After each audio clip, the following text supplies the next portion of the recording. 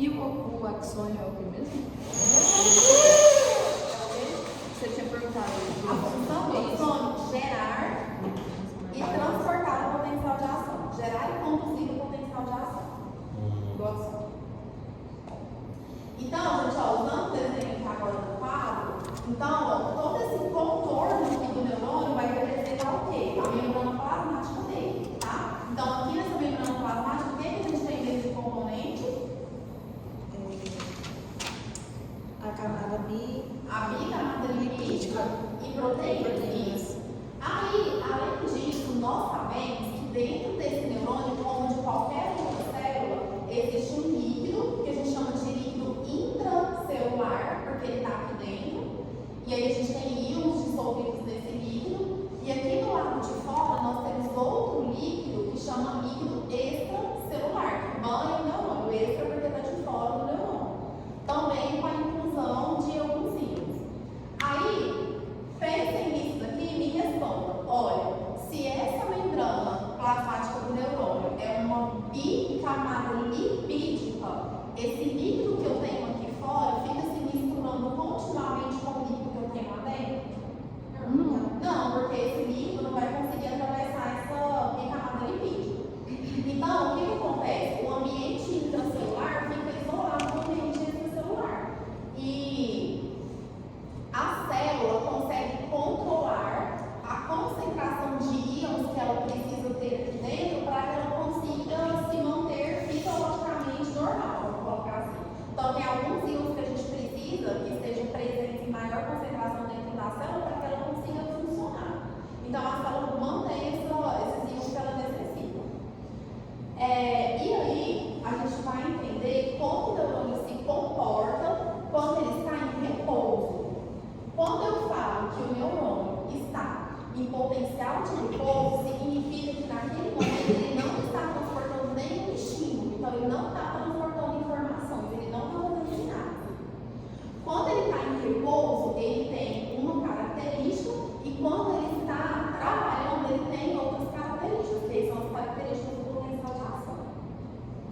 Quando o neurônio está em repouso, nós temos predominantemente o potássio no seu interior, tá?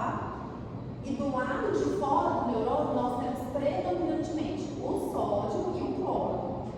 Esses íons aqui são os íons que nos importam para a gente entender potencial de ação e potencial de repouso. Além desses íons, existem outros que estão dissolvidos, tanto do lado de dentro quanto do lado de fora. De forma que, considerando todos os íons presentes aqui, eu tenho uma carga elétrica negativa dentro do neurônio e uma carga elétrica positiva do lado de fora do neurônio. Então, ó, resumindo, neurônio potencial de repouso, ele não está trabalhando no momento. Ele tem muito potássio no seu interior e uma carga negativa, e do lado de fora uma carga positiva com muito sódio e muito cloro. Potencial de repouso é isso, vocês entenderam até agora? Tá tudo certo? Larissa? Tô gravando. Vamos estudar mais depois. Mas você tá entendendo? Entendi.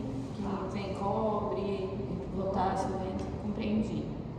Que não mistura. Eu não sei explicar, mas eu entendi. Vai sair isso na minha gravação. Tá? Você tá me humilhando aqui. Gente, aí, o que nós vamos pensar a partir desse momento? Olha, imagina que esse neurônio recebeu um estímulo qualquer. Em qual porção desse neurônio esse estímulo chega? Nas periferias? Não. Dessas regiões aqui que vocês conhecem dele, das porções Nele, não em comunicação com o resto do neurônio. Em qual dessas porções o impulso chega, estímulo? Nos dendritos. Quando os dendritos recebem algum estímulo, esses dendritos traduzem esse estímulo em uma discreta alteração do potencial de repouso da membrana, gerando impulsos que a gente chama de impulsos de pequena amplitude. Por que pequena amplitude? Porque esses impulsos, por mais que eles foram gerados, eles só conseguem percorrer pequenas distâncias. Então, olha, essa discreta alteração do potencial de repouso começou nos dendritos, passa pelo corpo celular, mas consegue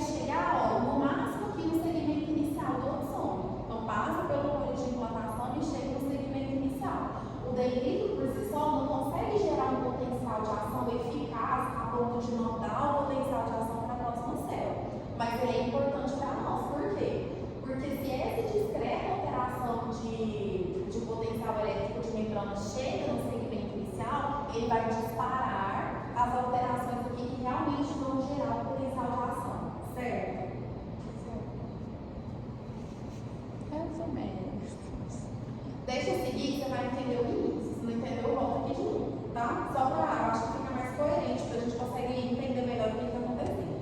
Ó, pensa comigo. O neurônio recebeu um estímulo via dendritos, aí esse estímulo passa pela membrana do corpo celular, passa pela membrana aqui do cone de implantação e chega no segmento inicial, do axônio. Quando esse impulso chega no segmento inicial, ele vai abrir canais iônicos de sódio. Observem que até o momento os canais iônicos estavam fechados. Quando o impulso chega aqui, vai abrir os canais de sódio. Com essa abertura, o sódio vai ser transportado seguindo aquela condição do gradiente de concentração. Vou dar um exemplo só para ilustrar melhor isso. Vamos imaginar o seguinte, ó, nós estamos nessa sala, imagina que nós colocamos mais muitas pessoas dentro dessa sala. Então tem um indivíduo que é amontoado em cima do outro, a porta está fechada. Lá fora não tem nenhuma pessoa. Se nós aqui nesse tumulto abríssemos essa porta, o que nós faríamos? Nós íamos sair. Então o que nós estaríamos fazendo? Saindo de um ambiente muito concentrado para um ambiente pouco concentrado. Os vírus se comportam de maneira parecida. Então, olha, eu sei que quando o neurônio está em repouso, eu tenho muito sódio aqui fora, concorda comigo? Quando o estímulo chegou no segmento inicial, o estímulo abre os canais de sódio. Quando abrem os canais de sódio, o que o sódio vai fazer? Ele vai entrar dentro do neurônio. Aí, vamos trazer isso aqui para esse primeiro gráfico. Olha, quando o neurônio estava no potencial de repouso, como vocês sabem, ele era negativo no seu interior, lembra disso? Então essa carga ficava ali em torno de aproximadamente menos 70 milivolts. O que está acontecendo nesse momento? O sódio está entrando, concorda comigo? Como o sódio está entrando, olha aqui, ele é positivo ou negativo? Positivo. Olha o que vai acontecer. Esse neurônio vai sair de valores negativos e ele vai chegar em valores positivos. Por quê? No repouso ele era negativo, mas agora com a entrada do sódio, ele consegue despolarizar. Então ele consegue sair do negativo e chegar lá em cima, ó, no positivo, devido à entrada do sódio. Coerente para vocês? Vocês estão entendendo? Sim. Praticamente física pura. Hã? É igual física, isso aí já. Positivo com negativo. Tá já tomando rumo pra física. Aí, gente, olha, quando os valores do lado interno da membrana desse neurônio chegam aqui em 35 milivolts, lembrando que a gente está falando agora de uma carga positiva, esse valor automaticamente vai fechar os canais de sódio. Se eu fecho aqui, olha, esse canal de sódio novamente, o sódio vai parar de entrar. Ainda nesse mesmo momento, se fecharam esses canais de sódio, mas não se abrir os canais de potássio. Então, olha aqui onde eu tenho potássio, do lado de fora ou do lado de dentro? Do lado de dentro. Se eu abrir agora os canais de potássio, o que o potássio vai fazer? Se misturar. Vai sair, vai para o ambiente extracelular. E aí ele mistura com cobre, com... Não é cobre, não, é cloro. Cloro e qual que é o outro? Eu esqueci. Sódio. Mistura também? Ele vai para o líquido extracelular, ele sai do neurônio. Professor, é bem negócio de potássio sai e sódio entra. É Já isso. estudei isso. Sim, é isso mesmo. É o sai e entra. Exatamente, é um cloro. Aí aqui, ó, os canais de sódio se fecharam. Ele sofreu um influxo para o interior do neurônio, mas agora, como o neurônio está positivo, os canais de sódio se fecham. Nesse mesmo momento, os canais de potássio se abrem. O potássio, lembra que ele é muito concentrado no lado de dentro do neurônio? Seguindo aquele mesmo exemplo da questão do gradiente de concentração, se eu abrir os canais de potássio, ele vai fazer o quê? Vai sair de dentro do neurônio. Olha aqui, o potássio é negativo ou positivo? Positivo. Então vamos voltar para o gráfico. Olha, o meu neurônio nesse momento estava aqui em 35 milivolts. Quando ocorre a abertura dos canais de potássio, o potássio vai sair desse neurônio. Lembra que ele é positivo? Então agora, ó, eu vou tirar a carga positiva desse valor. Então olha o que o neurônio vai fazer. Ele começa a repolarizar, entendeu? Ele começa a retornar a valores negativos. Por quê? Por mais que entrou o sódio, vai sair o potássio agora. Então, estou novamente tirando carga positiva daqui de Volta dentro. como era antes. Eu não Não, falou não entre sai? volta. Em relação à carga, os íons ainda não retornam como era antes. Porque olha aqui, ó, nesse momento, o que nós temos? O sódio entrou e o potássio está saindo. A carga vai reequilibrar, porque eu coloquei sódio positivo, mas eu estou tirando o potássio também é positivo. Mas os íons até esse momento estão trocados. Tá. Considerando que é o normal do potencial de repouso. A carga fica regularizada, mas os íons não. Ele está regularizando, ele está voltando para o negativo. Então, olha, aqui o caminho que é o retorno seria essa onda aqui de repolarização. Então, o neurônio vai voltar para valores negativos por conta da abertura dos canais de potássio. O potássio sai e derruba isso daqui. Inclusive, ó, lá no potencial de repouso, a gente tinha aproximadamente menos 70 milivolts. E vocês estão vendo, ó, que aqui na repolarização, o neurônio pode chegar até um valor inferior a isso. Porque quando esse neurônio negativo, vai acontecer agora o fechamento automático dos canais de potássio. Só que às vezes esse fechamento é um pouco mais tardio. Então o neurônio às vezes chega a menos 75 milivolts, tá? Como se fosse uma hiperpolarização nesse ponto. Então aqui nós já temos a membrana novamente negativa no seu interior. Mas aí o que a gente vai lembrar?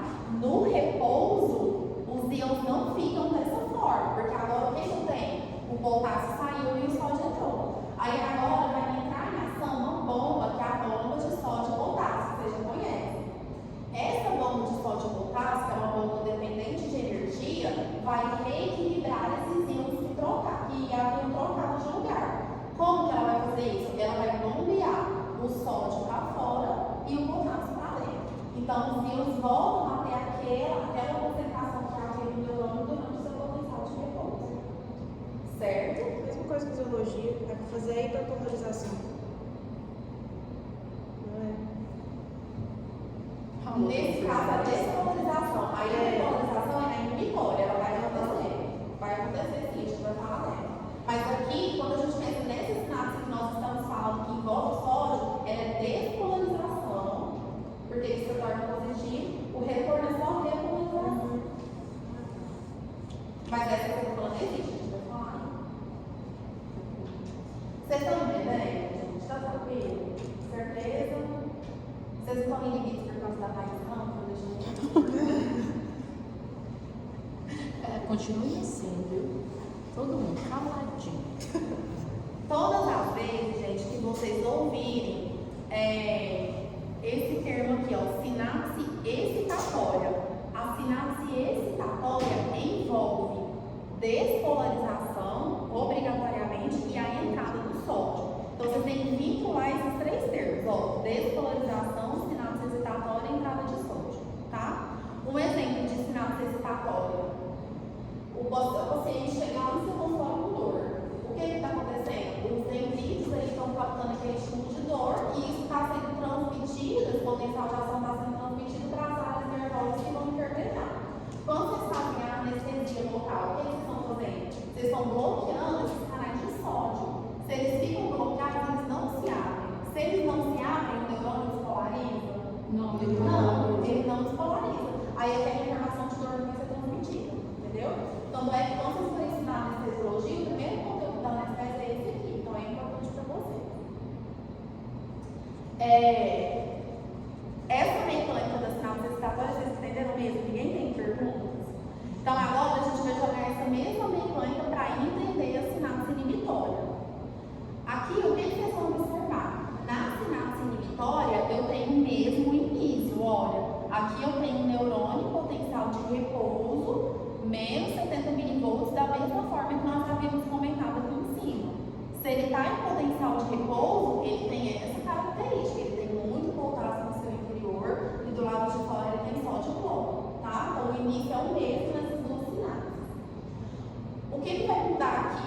Quando esse neurônio recebe um estímulo, ao invés desse estímulo estimular a abertura dos canais de sódio, ele vai estimular a abertura dos canais de cloro. Então, se o canal de sódio não abre, o sódio vai continuar lá fora. Por quê? Quem que eu abrir agora? O canal de cloro. Se eu faço a abertura dos canais de cloro, o cloro está muito concentrado aqui de fora. O que ele vai fazer? Entrar. ele entra. Acontece essa aí. Só que agora, ó, o que eu tenho aqui no Negativo. colo? Carga negativa. Então, olha aqui no gráfico, ó, esse neurônio que já era negativo no seu potencial de repouso, com a entrada do cloro, torna-se ainda mais negativo. Então, ó, ele vai sair de menos 70 milivolts e vai chegar ali em aproximadamente menos 95 milivolts. Então, isso aqui, o que a gente chama? De hiperpolarização, entendeu? Então, aqui a gente tem uma sinapse inibitória dependente da abertura dos canais de cloro. Então, ó, olha os termos para vincular nesse exemplo. Sinapse inibitória, hiperpolarização, entrada do cloro, tá? Essas sinapses inibitórias, elas servem basicamente para regular a função neuronal, evitando que os neurônios se tornem superexcitados. Então, elas têm uma função importantíssima de regulação mesmo da fisiologia neuronal. Mas no caso, no primeiro ali, o potássio sai e o outro entra. Nesse, só o cloro entra? O potássio Aqui, não nessa sai? sinapse inibitória, a gente pode ter a entrada do cloro e a saída do potássio. Mas todos De com qualquer carga, forma, a gente está com carga negativa no seu negativa. interior. Porque se a gente tira o positivo, que é o potássio, e coloca o cloro que é negativo, ele vai cair embaixo, vai ser polarizado. Certo? Tá todo mundo entendendo? Deixa eu só abaixar aqui para mostrar uma imagem.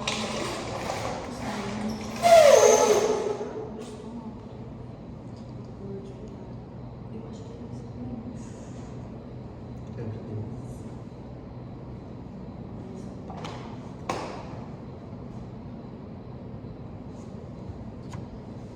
Eu não vou ver, né?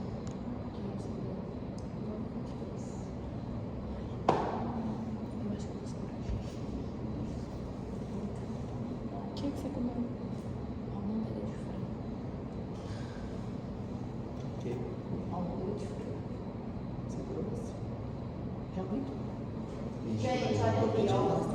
Nessa imagem aqui, vocês vão observar. Esse primeiro neurônio, o que nós temos de característica? Eu tenho valores negativos aqui no seu interior, uma carga negativa dentro do neurônio, e do lado de fora a carga positiva.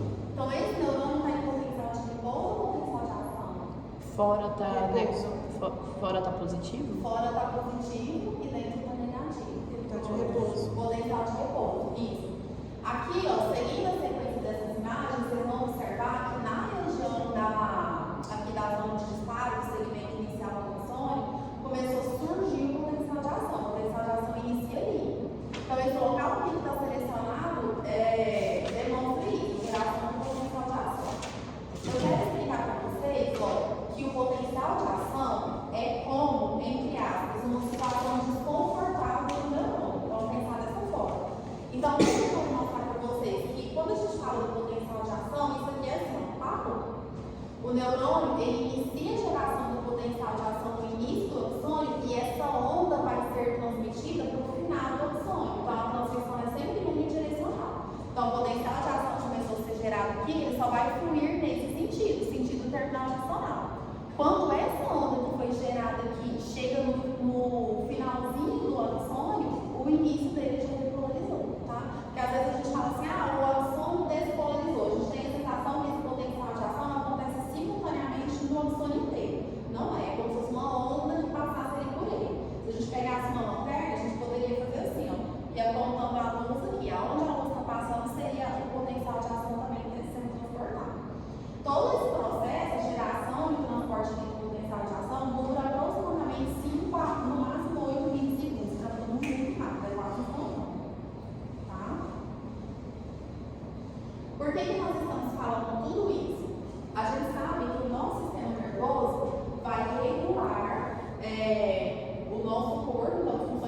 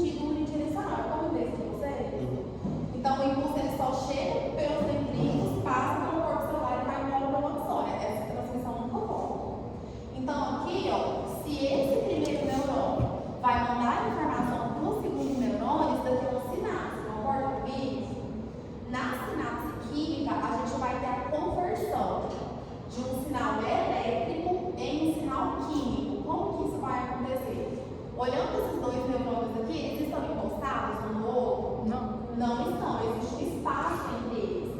Esse espaço aqui a gente chama de fenda sináptica. Quando o potencial de ação que foi gerado aqui chega nesse terminal axonal, esse potencial de ação não consegue pular essa fenda, ele não consegue atravessar isso aqui. Então é nesse momento que a gente vai ter essa conversão do sinal elétrico, que é o potencial de ação, no sinal químico. Esse sinal químico é o lançamento dos neurotransmissores. Quando o potencial de ação chega no terminal axonal, nesse local aqui vão se abrir canais de cálcio. O cálcio está muito concentrado do lado de fora. Quando o potencial elétrico chega aqui, que abre os canais de cálcio, o que vai acontecer com o cálcio? Vai passar para o próximo? Ele vai para dentro do neurônio, porque ele está mais concentrado aqui de fora. Aqui no terminal axonal, a gente observa que existem vesículas sinápticas contendo neurotransmissores. O influxo desse cálcio faz com que essas